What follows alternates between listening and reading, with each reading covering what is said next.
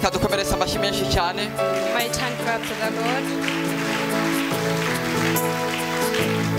Reka tuanze dushima Imana twese duhagaze.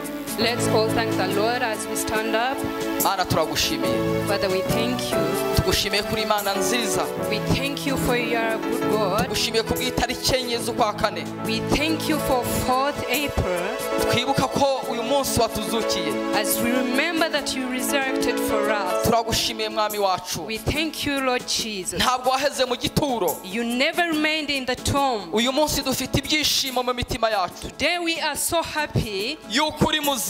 because you are alive. Turagushimiye mwami w'abami. We thank you, King of Kings. Dusenge abizera bose. We pray for all believers. Bizera imbaraga z'umuzuko. Those that believe the power of resurrection. Imbaraga zimanukire buri wese. Let the power. Let this power of resurrection come into everyone. They meet you. They find. They be filled. Thank you, King of Kings. I show you all these hearts so that you may meet everyone. This unusual day. Today that we remember what you did at Calvary. Let everyone who is here, let them meet you. Let them not go as they came. We pray for everything that happened here. Thanksgiving and worship. Tithe and offerings. You bless their hands. Bless them. Let your hand be upon them. We pray for the word that we are going to listen to. Let the glory be yours. Let your mercy be upon everyone. Bless us, O Lord. In the name of Jesus. Amen. Amen. You may be seated. Amen. Amen. Praise the Lord. We greet you all in the name of Jesus. Just look to your neighbor and wave to them. God bless you so much. We wish you a happy Easter. It is an unusual day. Those that believe and those that believe Jesus Christ as our Savior. Hallelujah. Hallelujah. God bless you.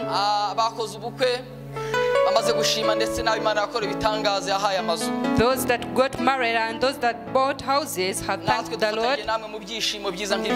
We also join you in thanksgiving. God bless you. I greet you all visitors. God bless you and we welcome you. Let's read the word. Luke.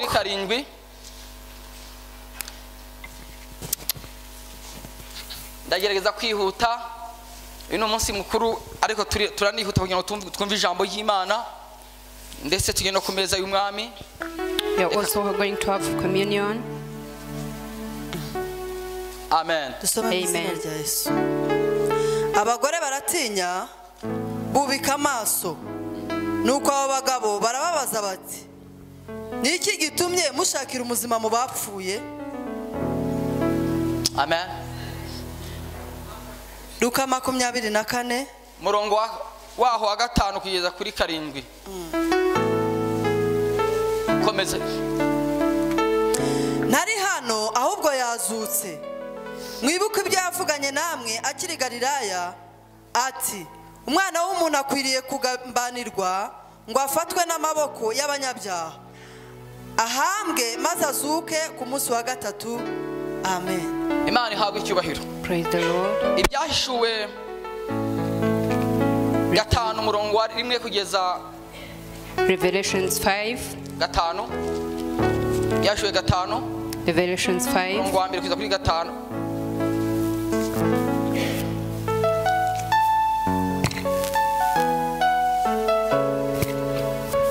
Yashuwe 5. Mboni yicaye kuri ya ntebe igitabo mu kuboko kw'iburyo cyanditse imbere n'inyuma kandi gifatanishijwe ibimenyetso 7 by'ubushishi. Mbona na marayika ukomeye abaririza n'ijwi rirenga ati, ninde ukwiriye kubumburira kiriya gitabo no kumena ibimenyetso bigifatanije? Ntihagira uwo mu ijuru cyangwa mu isi cyangwa ikuzimu ubasha kubumbura icyo gitabo cyangwa kukireba.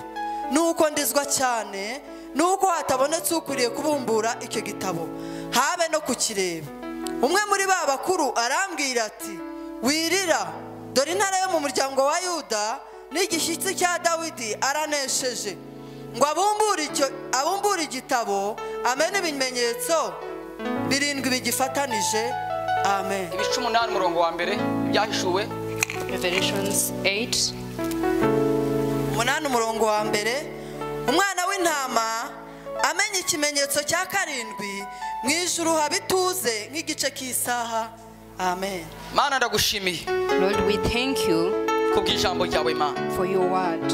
Ekiri jambo tugiye kumva. Let this word we are going to listen ndetse to. tugiye kubwira ubwoko bwawe. We are going to speak to your people. Ekabiri jambo ridasanzwe ku buzima bwacu Mana. Let it be unusual word in our lives. Urakoze mwami wanjye. Thank you, King of Kings. Kubw'iyi mitima igiye kumvira ijambo. For these hearts that are going to perceive. Mu izina rya Yesu. In the name of Jesus. Amen. Amen. Dusomye ijambo y'Imana. We have read the word of the Lord mu gitabo cya Luka ibice 24 in Luke 24 umurongo wa 5 kugeza kuri 7 5 to 7. Litubwira umunsi turiho uyu munsi wa none. It speaks of the day of today. Ndagira ngo mbabwire nk'abakristo. I'm going to tell you as believers. Uyu munsi ufite imbaraga ziruta kuvuka kwa Yesu. Today is so powerful than the birth of Christ. Ndagira ngo mbabwire. I want to tell you. Agaciro gakomeye ku buzima bwawe. The power upon your life. Ntabwo ari itangiro. It is not the beginning. Ahubwo ni herezo ryawe. It is about the end. Imana ihabwe icyubahiro. May the Lord be praised. Kuvuka kwa Yesu byari igitangaza. The birth of Jesus was a miracle. Ariko igitangaza gikomeye. But the mighty miracle. Ni uyu munsi nk'abakristo. Is today as Christians. Twibuka imirimo yakoreye Igorogota. We remember the works he did at Calvary. Akagukiza nanjye akankiza. He saved you and he saved me. Iri jambo riratubwiye. This word tells us. Ritubwira uburyo ataheze mu gituro. It speaks of how he rose from the dead. Ariyo mpamvu nababwira ngo umutwe w'ijambo nawuhaye. That's why I tell you the theme. Yesu ni muzima kuri wowe. Jesus is alive in your life. Impamvu ari muzima. The reason as to why he's alive. Ijambo dusomye. We have seen it in the word that we have read. Iri jambo riratubwiye. This word tells us. Abagore. Women. Ngo bubika amaso. They look down. Kubika amaso kwabo. Looking down. Mpamya yuko bari bafite agahinda. They had sorrow. Iyo ufite agahinda k'umuntu wawe. When you're full of sorrow. Kandi udafite ubushobozi bwo kugira icyo wakora. And you have no power to do something. Mpamya yuko ufite agahinda nyine kandi umubabaro. Most times you're sorrowful. Aba ni abagore bakundaga Yesu. These are women that love Jesus. Ariko ijambo rirambwira. But the word tells me. Ngo bageze ku gituro. That when they came to the tomb. Ngaho bari bubise amaso. When they are looking down. Ngo haboneka abagabo bababwira inkuru nziza. And there are men that told them good news. Barababwira ngo mwebweho. And they told them you. Mwishakira umuzima mu bapfuye.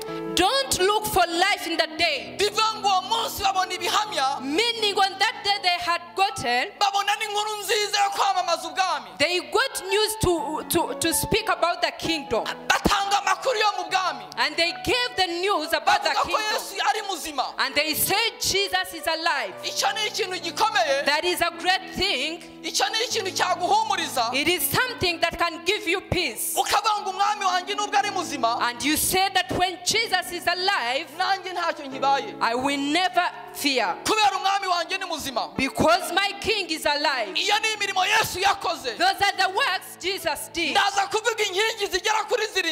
I'm going to speak of 7 pillars. Ibintu yakoze uyu munsi. The 7 things he did. Bituma tumwibuka nk'abakristo. The reason as to why we remember him as Christians. ijambo ryatubwiye mu byahishwe gatanu. The word told us in Revelations 5. ni umugabo wita Yohana yabihishuye. This man called John. Imana imwihishuriye ari mu kigo cy'Ipatimusi. The Lord showed them these things. Yohana yari afite agahinda. John was so sorrowful. yari afite imibabaro y'itorero. He was full also because of the church. areba ibibazo itorero ririmo ricamo. And he was seeing the problems the church had.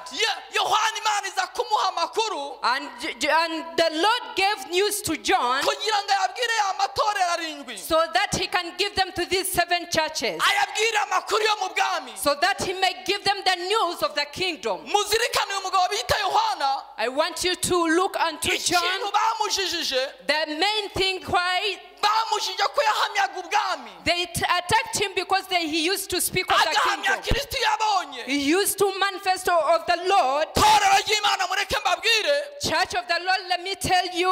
ndagira ngo mbabwire guhamya umwami. I want to tell you that you manifest the Lord. ni umukoro ukomeye ku buzima bwawe. It is a great thing upon your life. guhamya imirimo Yesu yakoze ku buzima bwawe. Witnessing what the Lord has done in your life. ni ikintu gikomeye ku buzima bwawe. It is a great thing in your life. guhamya kwa Yohana. Witnessing, nubwo bamutotezaga. even if they used to attack him, bamutotereje ibintu bibiri. they attacked him because of 2 things. ijambo ry'Imana yavugaga. The word of the Lord he used to speak. ndetse no guhamya Yesu. And speaking of the Lord. ariko Yesu amuvuga uko Yohana amuvuga uko yamubonye. And John spoke of the Lord the way he saw him. ndagira ngo mbabwire guhamya kwawe nawe. I want to tell you that the way you witness, ufite byinshi wavuga bitewe n'uko wamubonye. there are many things you can speak of according to how you saw him. buri muntu wese afite ukuntu yabonye Yesu. Everyone has their own way how to hari saw abamubonye Jesus. mu burwayi. There are those that saw him in hari sicknesses. abamubonye mu nzara. There are those that saw him in hari hunger. abamubonye mu madeni. There are those that saw him in debts. hari abamubonye mu rushako. There are those ones that saw them in marriage. hari abamubonye mu rubyaro. Others saw him in bearing children. twamubonye mu bice byinshi bitandukanye. We saw him in different ways. niyo mpamvu guhamya kwawe. That is why witnessing or speaking of the Lord, niko Yesu ashaka. it is what the Lord wants. Yesu arashaka umuhamya. The Lord wants you to speak of him bitewe n'ibyo wamukoreye. depending on what you have done. bitewe n'ibyo yagukoreye. Depending on what he has done. Yohana rero bamushyira mu kigo cy'Ipatimusi. And John was put in this of Patmos. bamaze kumushyira mu kigo cy'Ipatimusi. As he was there, birumvikana hari ahantu habi. it was a bad place. ahantu hateye ubwoba. It was a place of fear. ahantu hatari ubuzima bwiza. It was a place that had no life. hari ubuzima bubi. There was bad life. ndetse yashaka no kuhasiga ubuzima bwe. But he almost lost life. ariko bitewe n'uko yamwiboneye ubwe. But according to how he saw God, yakomeje kumuhamya. he spoke of him. ndagira ngo nkubwire ngo nta mpamvu n'imwe I want to tell you that there is no yatuma reason udahamya umwami wawe. as to why you can't speak of the ibyo Lord. wacamo byose. Whatever you go through, abantu bavuga. as people speak, abantu bakora ibyo bakora. whatever they do, abantu bakwanga. if people hate you, nta mpamvu n'imwe yatuma udahamya umwami wawe. there is no reason as to why you shouldn't speak of the uyu Lord. mugabo arimo amuhamya. As this man spoke of him, umva igitangaza cyabaye. listen to the miracle that ijambo happened. yarambwira ngo ajya mu mwuka. The word tells me that he was in the spirit ari mu mwuka yumva ijwi. and he had a voice. ijwi rimuhumuriza. The voice that was comforting him. rimuhumuriza muri situwasiyo mbi yari It arimo. was comforting him in that ngo life. rimuhamagara risa nk'amazi asuma inyuma ye. And it called as water were flowing rimuhamagara mu izina. and called him of the riramubwira ngo Yohana wirira. And he said, John, Yohana wirira. don't cry. aramubwira ngo wirira intare yo mu muryango wa Yuda. Don't cry for this family of Judah. igishitsi cya Dawidi. The lineage of Judah. igishitsi cya Dawidi. The lineage of Judah. aranesheje. He has won. aranesheje. He has won. aranesheje. He has won. Yohana ngarahumurika. And John was comforted. Yohana arahumurika. He was comforted. ahumurizwa n'ijwi. And the voice comforted hari ubwo him. tujya tugera muri situation zikomeye There are times we are in hard times ukabura inzira imbere yawe and you don't find a way, ariko ukayama and when you sleep, ukumva ijwi rikuvuga ngo humura ndi kumwe nawe you hear a voice telling you that I'm with you. nta cyerekezo ufite cy'ubuzima When you have no life, Imana ikabwira ngo nuca mu mazi ngo ntabwo and azagutembana the Lord tells you that even if you go through waters, I'll be nuca mu muriro ntabwo uzashya when you walk through fire, you will ukumva not ijwi be burned. riguhumuriza And you hear a voice comforting Yohana you. ijwi riramuhumuriza And John was comforted by nawe the ndagira ngo voice. nkubwire kuri uyu munsi I want to tell you today, wirira don't cry. wirira Don't cry. Yesu yaranesheje The Lord is uyu munsi victorious. turimo turibuka intsinzi Today we are remembering. turibuka intsinzi We y'igorogota are remembering of the victorious way. igorogota yanesheje At ibyakugerageza Calvary, he won everything. igorogota yanesheje ibyari bikuremereye byose At Calvary, he was victorious. niyo mpamvu uyu munsi ndaguhumuriza Today I comfort you. nagira ngo uhumure I want you to be Uhumure. comforted. yewe muntu nawe wari ufite umubabaro nk'uwa Yohana If you have fear yewe and muntu wari sorrow, ufite ubuzima bukuremereye if life is too hard for you, igorogota Yesu yarishyuye at Calvary, Jesus did it all. He did it all. uyu munsi y'itariki ya kane Today, fourth, ntabwo yaheze mu gituro he is not in the day. ntabwo yaheze mu gituro He's not in the ni grave. muzima He's alive. natwe turi abagabo bo kumuhamya And we are meant to hari witness. ibyo yakoze ku buzima bwacu There are things he has done upon our lives. hari ibyo yakoze ku buzima He bwawe has done something upon your life. hari ibyo yakoze ku mateka yawe There are things he has done upon your life. hari ibintu yakoze He has done something. niyo mpamvu That turi is- abagabo bo kumuhamya That is why we are meant to tukamuhamya witness. tutitaye ku kintu icyo ari cyo cyose We're not looking unto anything else. ngiye kukubwira ikintu yagukoreye I'm going to tell you what he did. yagukoye amaraso He gave us his blood. yagukoye amaraso He bought us by his blood. yagukoye amaraso He bought us by his blood. abandi bajya batanga inkwano y'inka n'amafaranga Others give dowry of cows, ariko yatanze inkwano y'amaraso but for him he paid a price of his own blood. atanga umubiri we He gave his own life kugira ngo akugaruze agukure aho wari waratsikamiriwe so that he may bring you back, kugira ngo agukure aho ngaho so that he may get you from where you Imana are. ihabwe icyubahiro May the Lord be praised. ijambo riratubwira The word tells us icyo kintu kugira ngo yumve iryo jwi rikomeye for him to listen to that voice, hari ahantu yari ahagaze there is a place he was standing. erega Imana ijya usanga duhagaze ahantu The Lord finds us somewhere kugira ngo idukomeze so that he may kugira strengthen ngo us, turwanirire so that he may fight for us. Yohana rero ahagara ahantu arahaguma And John stood somewhere and he stayed there. iyo usomye ibyahishuwe 8 When you read in Revelations 8, igice cya murongo wa mbere 1:1, habaye ikintu gikomeye ngiye kubabwira gihambaye a great thing happened, and I'm going to tell you about it. ngo uwo mwanya ngo Yesu ngo ava mu cyubahiro cye At that moment that Jesus left ndagira his ngo glory, icyubahiro yavuyemo you look at the glory that he left. Yesu ava mu cyubahiro cye He left his glory. ngo ava ahantu yari yicaye ku ntebe ye y'ubwami He left the throne, aravuga ngo ngiye gucungura umwana w'umuntu and he said, I'm going to deliver. ngiye gucungura umwana w'umuntu I'm going to deliver the Son of Man.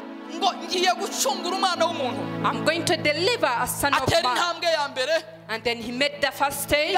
ngahagurutse abamarika bavuga ngo ni iki And when he stood up, umwana w'umuntu Imana imukunda cyane angels said that why does God love the Son of Man? umwana w'Imana w'ikinege ava mu cyubahiro cye That the only Son left his glory. aravuga ngo ngiye gucungura inosa mu byaha bye And he said that I'm going to aravuga deliver ngo ngiye this. kumukura muri karande I'm going to get them from their land. ngiye kumukura mu rupfu I'm going to take them off the death. kumukura mu byaha I'm going to get them from sin. kandi ngiye kwikorera ibyaha bye I'm going to carry their kandi ngiye sins. kwikorera imivumo ye I'm going to carry all their ahaguruka nta curses. rubanza afite And he stood without sin. ahaguruka nta cyaha He afite stood with blameless. ahaguruka ari uwera He was holy. aravuga ngo ndahagurutse And he said, I rise. ijambo yarambwira ngo mu ijuru ngo habi ituze iminota 30 That in heaven it was so peaceful for 30 minutes.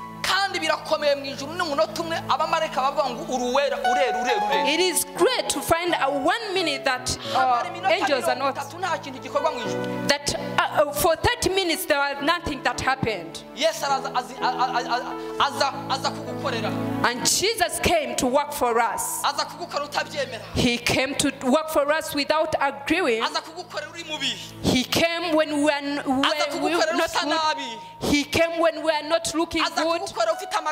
He came when we had bad words. We came with when we had bad mouth. He came when we are good. He came so that he may take you off that place. He did not look at your sinfulness. And he said, truly, I'm going to deliver the Son of Man. Today we are victorious because of Calvary. Today we look unto Calvary. It is a great thing that he did. That is the word he gave me and you. Listen to 7 things that brought him. Praise the Lord. The first thing that brought Jesus, he came to comfort those who are sorrowful. He came to comfort those who are sorrowful. Matthew 11:28. It speaks of those who are burdened, that you come to me and I will give you rest. The Lord came to comfort you. He came to give you rest. He came to give you. He came to give you rest. That was the first reason as to why he came. The second reason,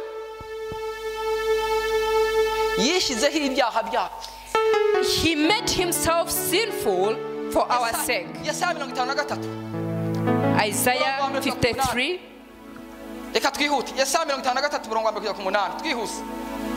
Yo, hallelujah.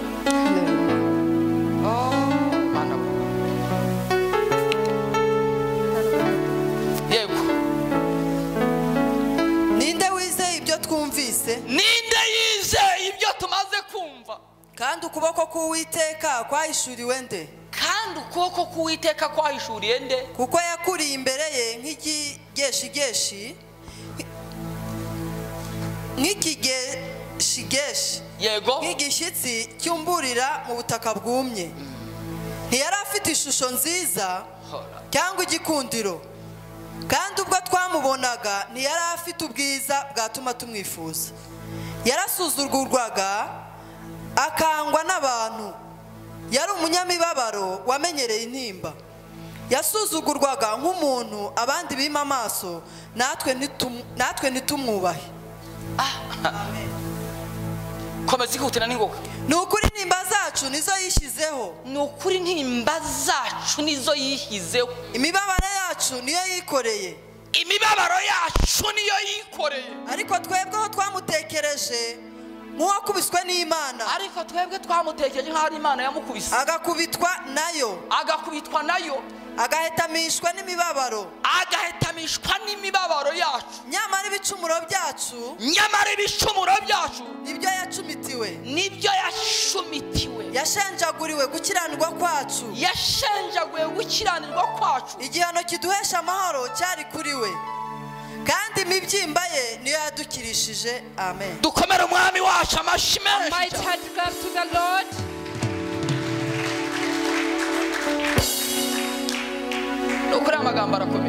These words are so great.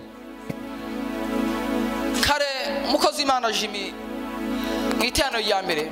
In the first service, kuri giye umuhungu wanjye sinamutanga. Someone said that I can never give my son. Kandi nawe uraha ntago watanga umwana kugira ngo afire umuntu. And you is there, you can never give out your son. Wende reka tuvuge n'ibyo gutanga umwana w'umuntu. Let's leave alone giving your own. The greatest thing, saying that give out your car so that we may do the works of the Lord.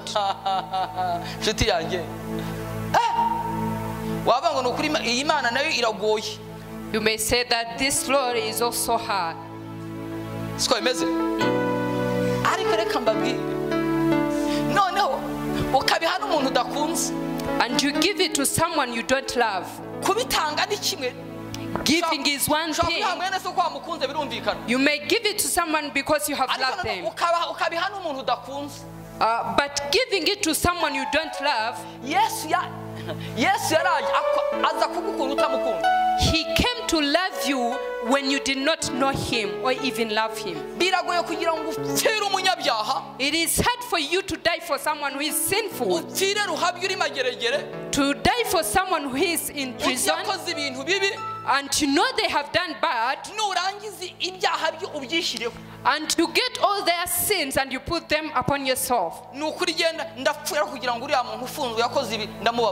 you say, I'm forgiving this and I will die for their sake. Maybe I will have to die for his sake, so that he may live. It is something so great. But Jesus looked and he said, there is no other way. Even if they don't hear me, even if they don't love me, even if they don't accept what I do, but what I have accepted, I will do it. What I have accepted, I will do it. And he said that I have to enter, and he died for you. All these works, you look unto yourself,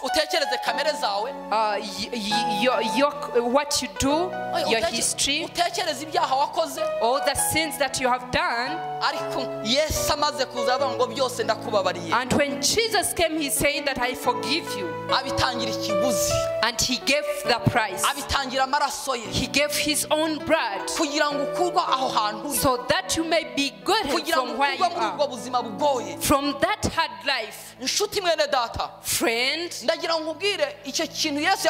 I want to tell you that what Christ did for you, it is something that you should not play with. As they said, this work is not to be played with. As you get in, you take Christ back to the cross.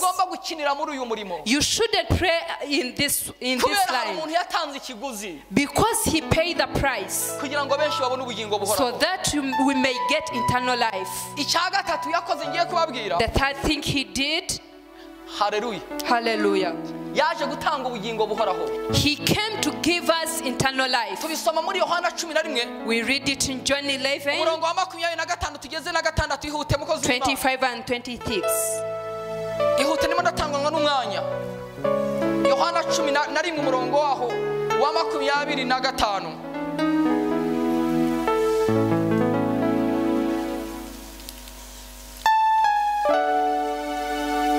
Wahageze wundi yihute. 11:25. Yesu aramubwira ati, nigiye kuzuka n'ubugingo.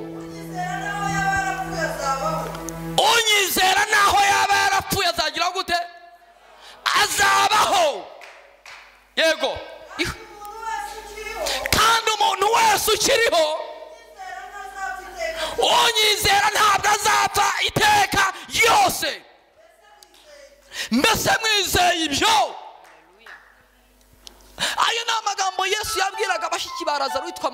Those are the words Christ told to sisters of Lazarus. They are sorrowful because of their brother. Lazarus was dead for 3 days. And Jesus came. And they told him of the news. And they said, if you are here, our brother wouldn't have died. And Jesus spoke to them and said, I'm the life and resurrection. Even if someone dies, they will rise again. Those are the words Jesus spoke of. And he spoke of those words to Martha. niwe nzira n'ukuri n'ubugingo. And it says that Jesus is the way, the truth, and life.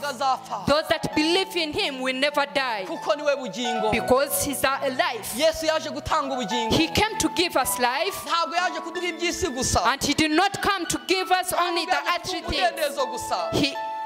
Ahubwo tubikiwe n'ubwami kwa data. But we also expect to have life. Ahubwo tubikiwe n'ubugingo buhoraho. The eternal life that we will get. Icyo ni ikintu gikomeye Yesu yakoze. That is a great thing Jesus did. Icya kane nihuse. The fourth thing. Yesu, hallelujah. Yesu yakijije indwara. Jesus healed of all the sicknesses. Yakijije indwara. He healed indwara zacu zose. All our sicknesses. Mu gitabo cya Zaburi 103 In Psalms 103, ngo niyo twakiraniwe byose agakiza indwara zacu zose. That he's the one that heals us of all our sicknesses. Yes, akiza indwara. He heals of the sicknesses. Yes, akiza indwara. He heals of the sicknesses. Akiza indwara. He heals. Imana ihabwe icyubahiro. May the Lord be praised. Yes, akiza indwara. Jesus heals. Yesu ni muzima. Jesus is alive. Nabazanije avuga ngo Yesu ni muzima. There is a word that speaks of Yesu ni muzima muri byose. Jesus is alive in everything. Yesu ni umwami w'abami. Jesus is King of Kings. Yesu arakomeye. He's so great. Hallelujah. Hallelujah. Icya gatanu. The fifth. Yesu akeneye kumwizera. Jesus expects you to believe him.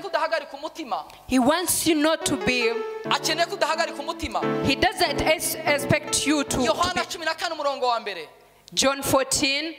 aravuga ngo haleluya ngo nimuhagarike imitima yanyu mwizere Imana nanjye munyizere. That you believe the Lord and believe me. Kuri ibyo byose yakoze akeneye kumwizera. In everything he does, he expects you to believe him. Akeneye kumwizera. He expects you to believe him. Akeneye kumwizera muri ibyo byose. He expects you to believe him in everything. Ntakindi Yesu agusaba. He doesn't ask you of anything else. Akeneye kumwizera. He wants you to believe him. Ubuzima bwawe bukizera imbaraga yakoresheje igorogota. In all your life to believe him in everything he did at Calvary. Kuko Yesu yakoze ibyo byose. Because he did it all. Kandi ibyo yakoze yabikoreye wowe nanjye. And whatever he did it for me and you. Niyo mpamvu tugomba kumwizera. That's why we have to trust him. Niyo mpamvu tugomba kumwizera. That's why we have to trust him. Niyo mpamvu tugomba kumuhamya. We have to witness of his words. Imana ihabwe icyubahiro. May the Lord be praised. Hallelujah. Icya gatandatu. The sixth. Yaduhaye ubushobozi natwe. He has given us authority. Yaduhaye ubushobozi bwo gukandagira umwanzi wese. He given us the authority to trample over everything. Ntabwo yagukoreye ibyo ahubwo yaguhaye n'ubushobozi bwo gukandagira umwanzi. He also gave you the power to trample over.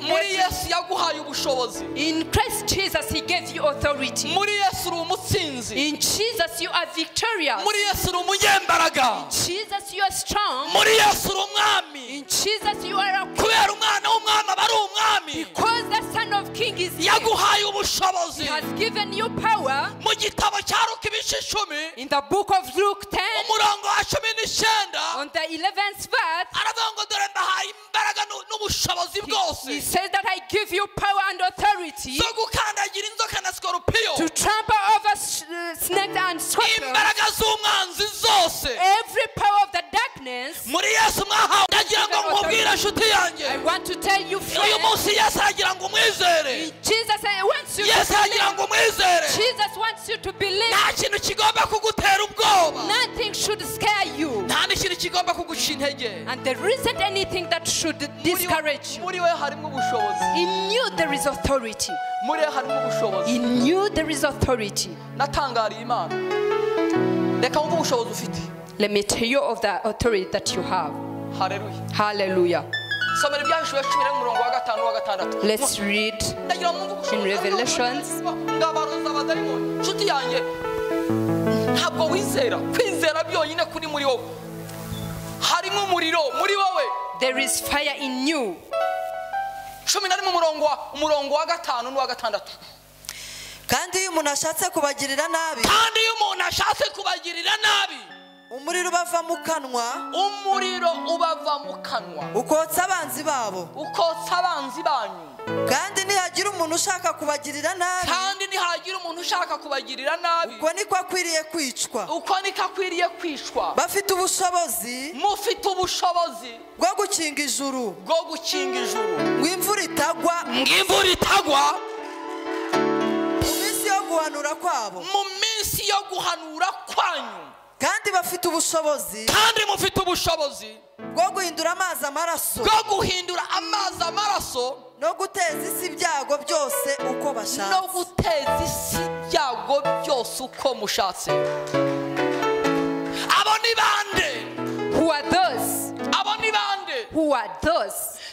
ni abamenye imbaraga z'umuzuko, Those that have known the power of resurrection. ni abamenye agaciro ka Yesu ku musaraba, Those that have known the power of ni Christ at the abamwizeye cross. nk'umwami n'umucunguzi Those who wabo, have accepted him as their Lord and Savior. ni abamwizeye nk'umwami w'abami. Those who have accepted him as the King of iyo Kings. umwizeye If you trust him, uhinduka igikomangoma, you become a king, a prince. ibintu byose urabitegeka bikumva, You command everything and it listens. ibintu byose birakumvira, They listen to you. ibintu byose bigomba kukumvira. They hear you when you speak. muri wowe harimo imbaraga There is power in you kubera uyu muzuko. because of this resurrection. ndaguhumuriza mwene data uri I mu nyumba, comfort you, friend.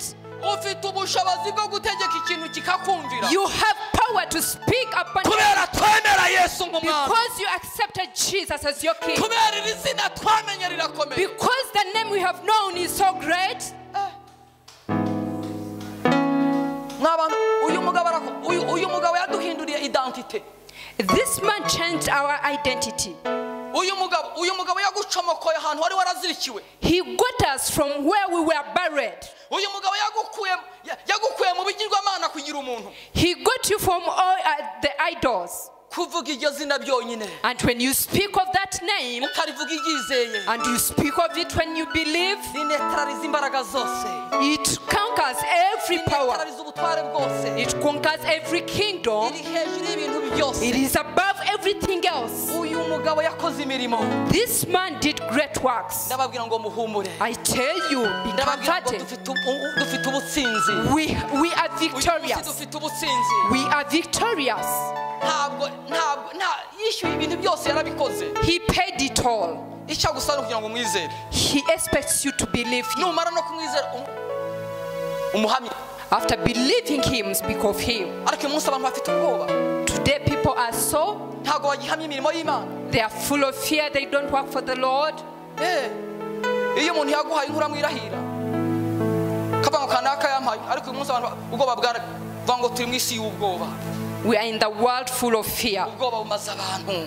Fear is conquering everyone. kandi reka mbabwire iki kintu, Let me tell you this. hari ibintu bibiri bitagendana mu cyerekezo kimwe. There are two things that never work together. ubwoba no kwizera ntibishobora kugendera mu nzira.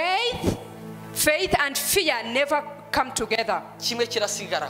One will have to stand, another one will go. iyo wubatse ubwoba kwizera kujya hasi. When you have fear, your faith ariko is ubuzima gone. bw'abizera tugomba kwizera, But in everything we have to believe. tukizera ko umwami wacu ashoboye. We have to have faith in Christ, tukareba ibidahari tukavuga ngo birahari. and we know that we have it. iyo ni imirimo yakoze. Those are the works that he did. icya karindwi ndangirijeho, The seventh thing that we are going to end with, yagusigiye umukoro nanjye ansigira umukoro. he anointed you to work. yagusigiye umukoro. He anointed you. yaguhaye umukoro. He gave you. iyo umuntu akoye umugeni agakwa umufiyanse kavuga ati mukoye inkwano, When you pay bride price mukuye mu rugo kwa kanaka agiye kuba umugore wanjye, and you say, I'm taking her as my wife, hari andi mabwiriza aba yinjiyemo. there are other laws that come in. ntabakigenda mu mabwiriza y'iwabo. She never walks in the rules of their own home. Ngasiga ayoborwa ngo ndi umukobwa wo kwa kana kanderwa n'aya mabwiriza. And she said that I'm from this family and I go by their rules. Hari indi statindi ababonye. There is another status that you get into. Kandi iyo stat abayinjiyemo yindi. And that status that you get into, niyo umurongo agomba kugenderamo. it is of the rules that you're going to abide with. Uwo murongo urakomeye. That line is so great. Uwo murongo ni ushobora guhindura ubuzima bwawe cyangwa ukabwisha. That lineage is the one that can change you or kill Uwo you. murongo ni uwuhe? What is that? Ni ukwiyanga. It is hating yourself.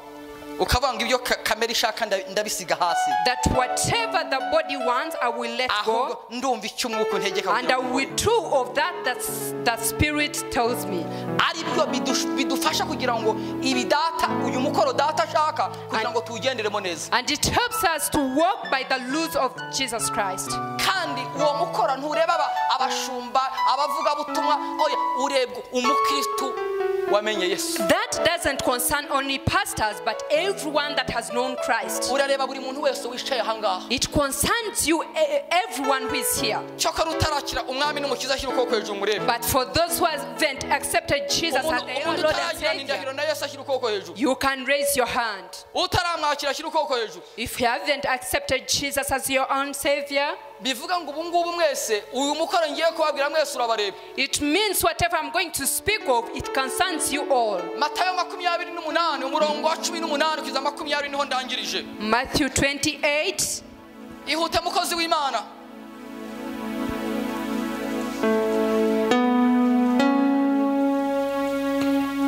Makumyabiri n'umunani 18. Shwete haleluya. Bwana asifiwe. Muratera haleluya mukanya.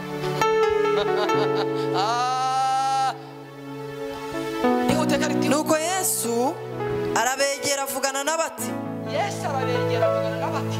Nahawe ubutware bwose bwo mu ijuru no mu isi. Nahawe ubutware bwose mu ijuru no mu isi. Mu ijuru no mu isi. Nuko mugende. Muhindura abantu bo mu mahanga yose abigishwa. Mubabatiza mu izina rya Data wa twese n'Umwana n'Umwuka wera. Komeza 20. Mubigisha kwitondera ibyo nababwiye byose. Kandi dore ndi kumwe namwe iminsi yose kugeza ku mperuka y'isi. Amen. Bwana sifiwe sana. Praise the Lord. Umva umukoro yaduhaye. That is what he gave us to do. Yarabanje araduhumuriza. He comforted us. Mbere yuko mbohereza aravuga ngo do nahawe that I have been given. Ni jambo yavuze amaze gutsinda. It is the word he spoke of after being victorious. Aravuga ngo dore nahawe ububasha bwose. That I have been given all authority mw'ijuru. In heaven, there is nothing the heaven can do without I accepting. The second thing, on earth, nothing someone can give themselves that I have been given. Because I have been given, because I have worked for them, because I have delivered you, you are mine. Because of that, I also send you as someone who you go in all the earth, in all nations, and speak of my kingdom, so that he may observe all the laws and commandments unto the end of the earth. And in the end he spoke of a great word, that even if I send you, you are not alone. I'm with you all the time. I'm telling you, the Lord is with you. Jesus is with you. Jesus is with you. He has given you homework. Wherever it works, there are those that are not yet saved. You will have to bring them. Your neighbors, your family. It Jerusalem is center in Israel. Those people that you spend time with, you start with your family.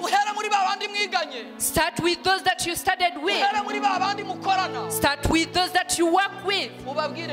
And speak of Jesus. Tell them about Christ. And speak of the works the Lord has done upon your life.